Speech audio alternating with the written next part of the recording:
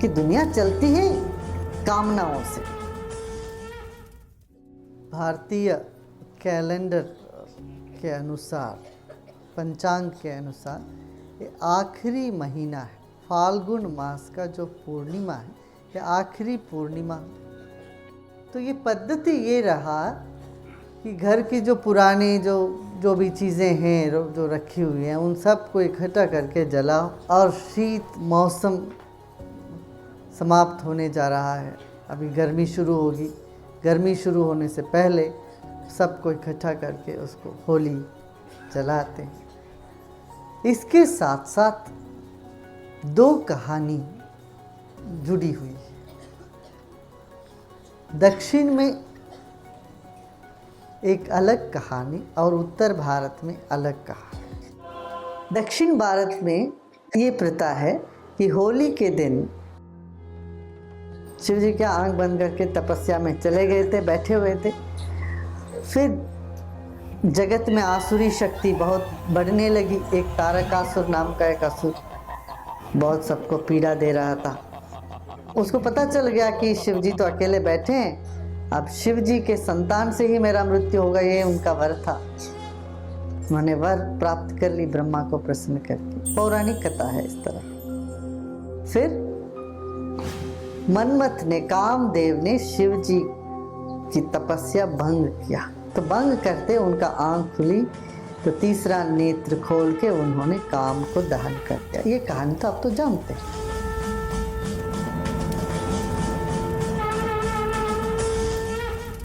पुरानी सारी कामनाएं इकट्ठे करके रखते हैं मन में, वो सब कामनाओं को जला डालो।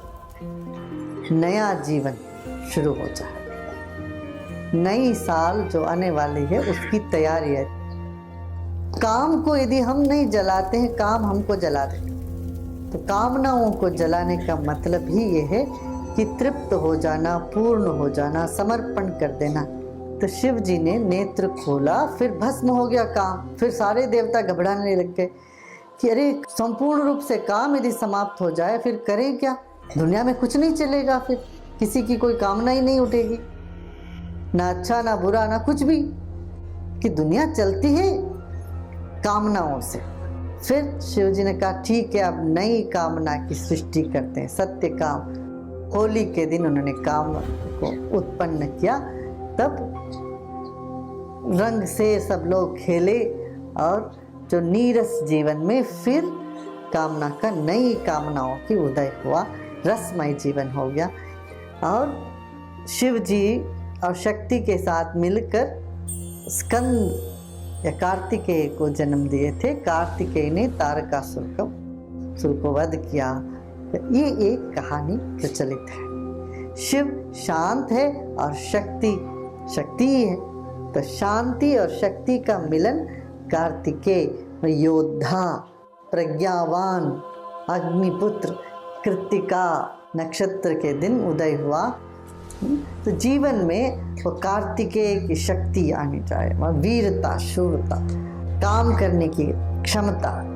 काम दहन हुआ और सत्य काम का उदय हुआ।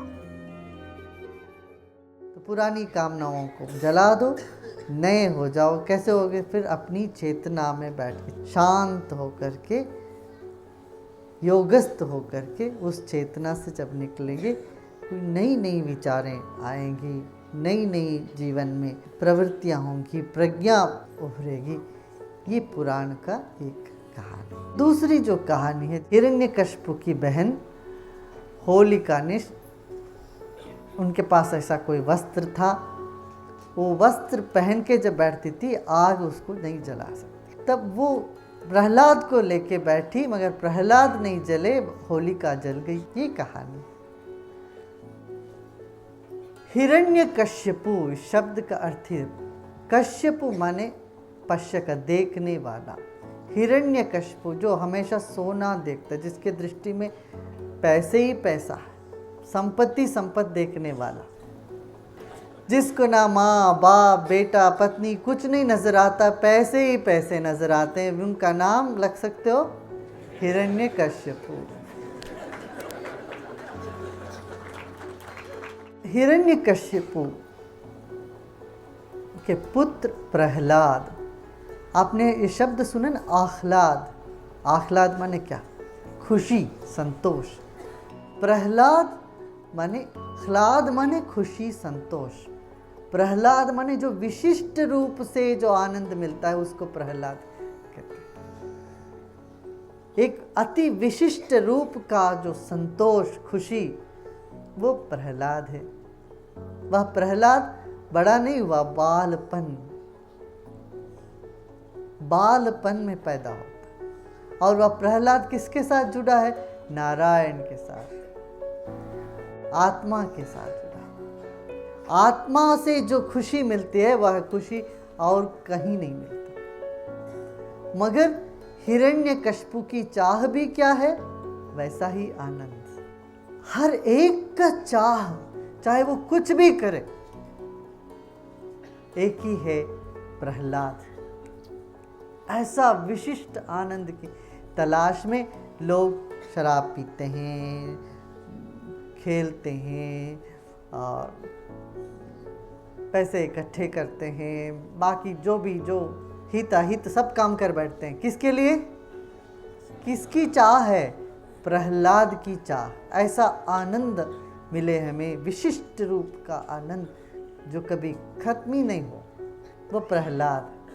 तो ऐसी आनंद की तलाश किसको है, किसको नहीं है? हे पुरुष। तो हिरण्यकश्यप यद्यपि वैसा आनंद की तलाश में निकला, उसके खुद के पुत्र होते हुए भी उसको पहचान नहीं पाया। ऐसा आनंद कहाँ से मिलता है ये उनको नहीं समझ में आता। तब वो बोलता, कहाँ बताओ, ढूंढो, इधर है उधर है। जो लोभी व्यक्ति दूसरों को कम सताता है, खुद को ज्यादा सताता है। औरों को सताने की बात तो अलग है, हम समझते हैं लोभी या क्रोधी व्यक्ति औरों को सताता, नहीं, वो खुद परेशान रहता है 24 घंटे। तो किसी का सिर फोड़ने के लिए सोचने वाला आदमी फोड़ता तो एक बार है, मगर उसके बारे में सोचता है, बहुत परेशान रहता है 24 घंटे।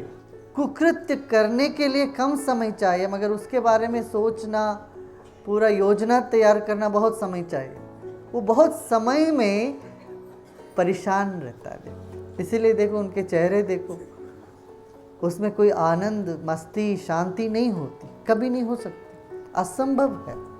तो वो खुद को सताए, खुद के बेटे को सताए, एक ही बात। हिरण्यकश्यपु इस तरह परेशान रहा, अपने ही बेटे को हर तरह से परेशान किया उन्होंने। तरह तरह की परेशानी उसके सामने मौजूद हुआ, मगर प्रहलाद को कुछ नहीं हुआ। इसी तरह हमारी भीतर जो आत्मा है उसको कुछ नहीं होता, यद्यपि मन तरह तरह की कामों को लेके हम अपने आप को सताते रहते हैं। मन में बहुत सारी चीज़ों को लेके अपने आप को शोषण करते हैं। फिर प्रहलाद ने प्रार्थना करी तो खंभे से भी भगवान निकला है। माने जैसे बोले भाव हो और मस्ती हो, भगवान के सिवाय कुछ नजर ही नहीं आता।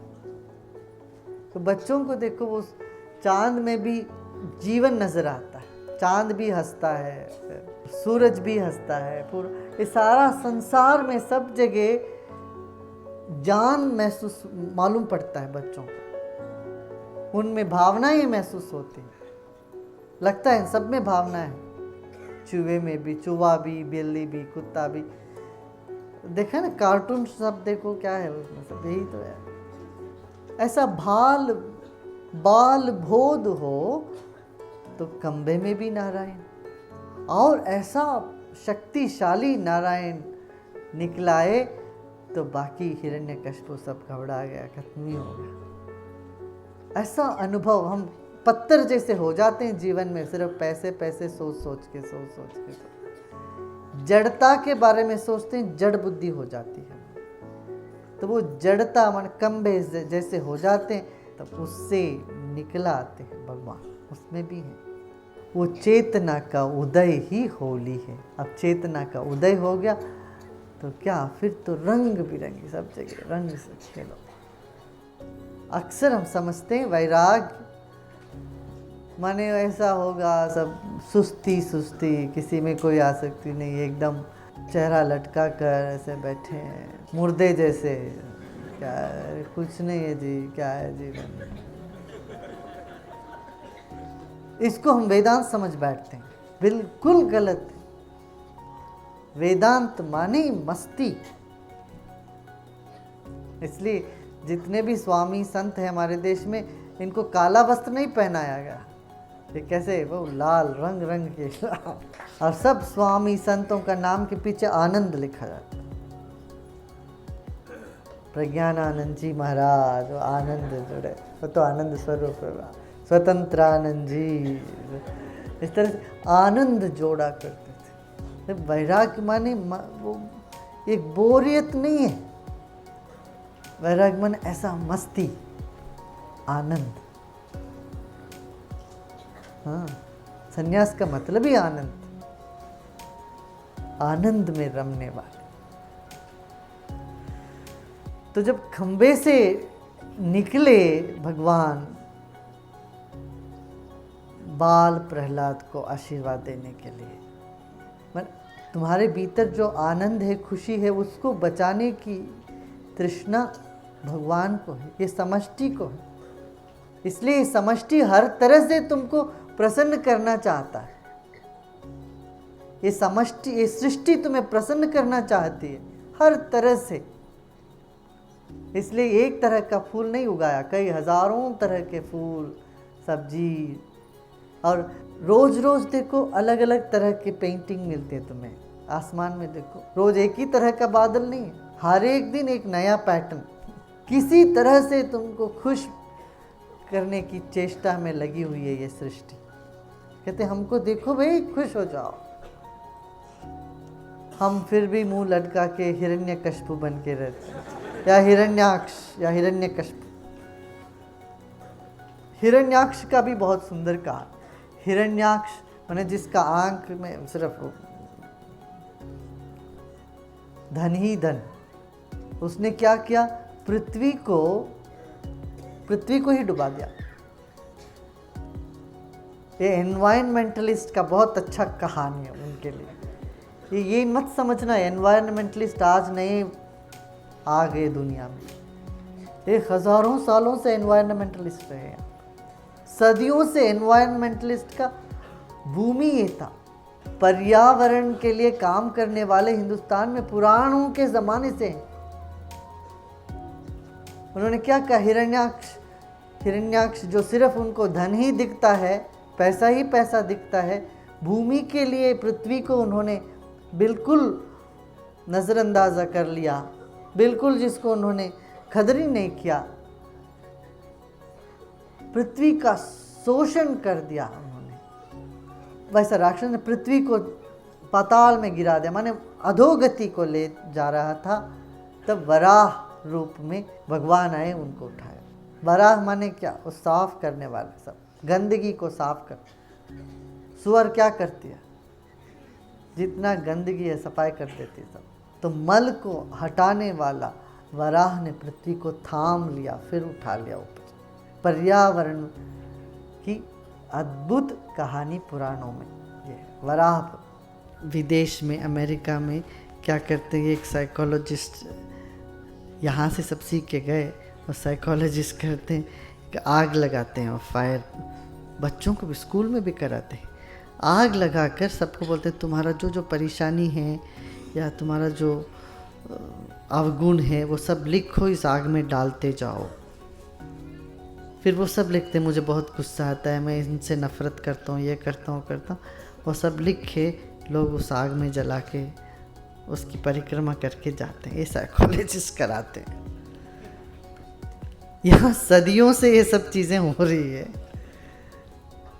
अब अमेरिका में आग में सब डालने का ही एक प्रथा शुरू कर दिया। अभी 8-10 साल से चल रहा है।